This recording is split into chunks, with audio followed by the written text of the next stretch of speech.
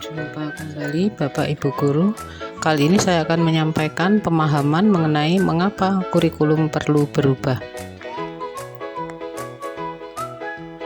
Apakah kurikulum itu? Kurikulum mempunyai pengertian, fungsi, tujuan, dan komponen. Ini kita akan bahas satu persatu.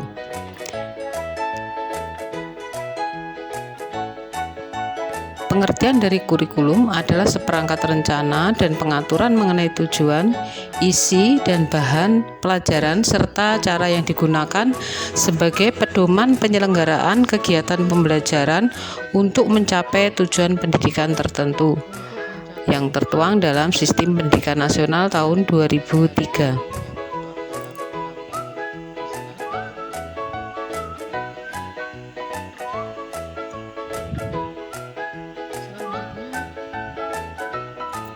Adapun fungsi dari kurikulum berfungsi bagi kepala sekolah, bagi guru, peserta didik, serta juga berfungsi bagi orang tua dan masyarakat. Sedangkan tujuan kurikulum adalah menjadi alat pendidikan untuk menghasilkan siswa yang berintegrasi. Siswa dapat memahami sistem pendidikan yang diterapkan. Yang ketiga, dapat memeratakan pendidikan dalam suatu negara. Sedang yang terakhir adalah membimbing peserta didik kita agar menjadi pribadi yang cerdas, berpengetahuan tinggi, kreatif, inovatif, bertanggung jawab, dan siap masuk dalam kehidupan bermasyarakat. Jadi di sini kita melihat bahwa kurikulum mempunyai tujuan yang sangat baik.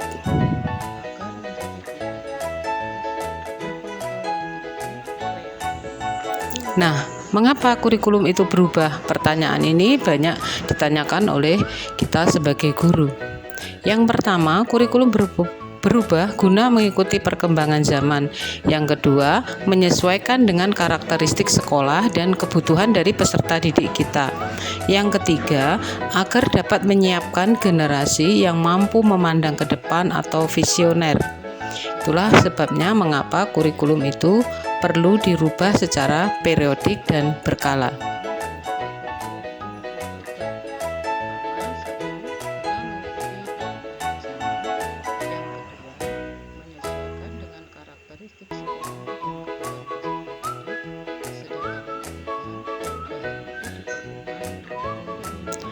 Nah, isu-isu kekinian yang menuntut perubahan dari sebuah kurikulum diantaranya adalah teknologi digital yang berkembang, adanya industri multinasional, adanya perubahan iklim global, serta transformasi budaya yang semuanya menuntut adanya perubahan kurikulum di sekolah.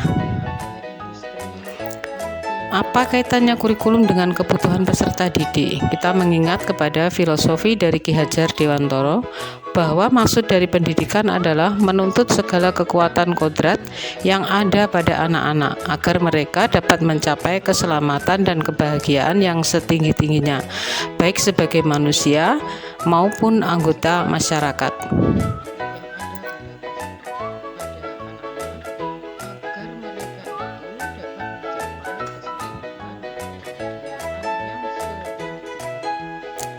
Nah, seorang anak karakternya akan dibentuk oleh 3 faktor, yaitu dari keluarga, sekolah, dan masyarakat.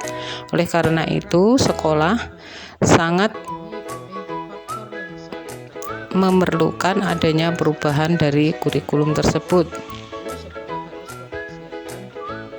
Lalu, apa yang harus kita lakukan sebagai seorang pendidik? Yang perlu kita lakukan adalah menuntut kodrat murid-murid kita. Pembelajaran termasuk dalam kurikulum yang diselenggarakan harus disesuaikan dengan kebutuhan mereka. Sebagai guru, kita harus belajar terus mengikuti dan memahami tren kehidupan dari peserta didik kita.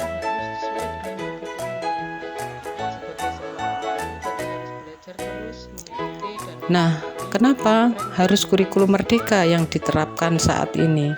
Pertanyaan ini banyak muncul di benak kita. Yang mendasari pelaksanaan kurikulum merdeka adalah hasil dari Program for International Student Assessment atau PISA yang menunjukkan bahwa 75% siswa di Indonesia berusia 15 tahun berada di bawah kompetensi minimum baik dalam memahami bacaan sederhana ataupun menerapkan konsep matematika dasar. Skor PISA ini belum ada peningkatan dalam 10 hingga 15 tahun terakhir dan diperparah lagi dengan adanya kondisi pandemi COVID-19.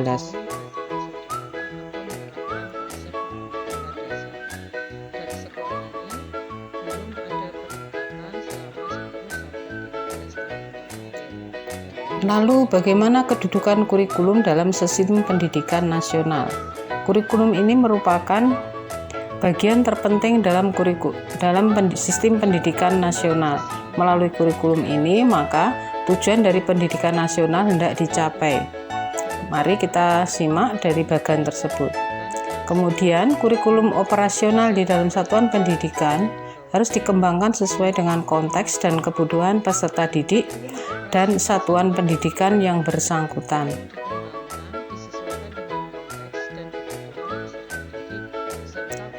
Adapun karakteristik dari kurikulum Merdeka ini adalah yang pertama adalah mengembangkan soft skill dan karakter melalui kegiatan penguatan profil pelajar Pancasila. Yang ketiga, berfokus pada materi esensial, relevan, dan mendalam.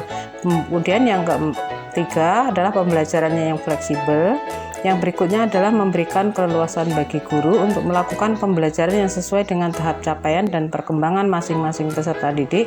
Dan yang tidak lupa adalah mengedepankan gotong royong dengan seluruh pihak untuk mendukung terlaksananya kurikulum Merdeka di satuan pendidikan.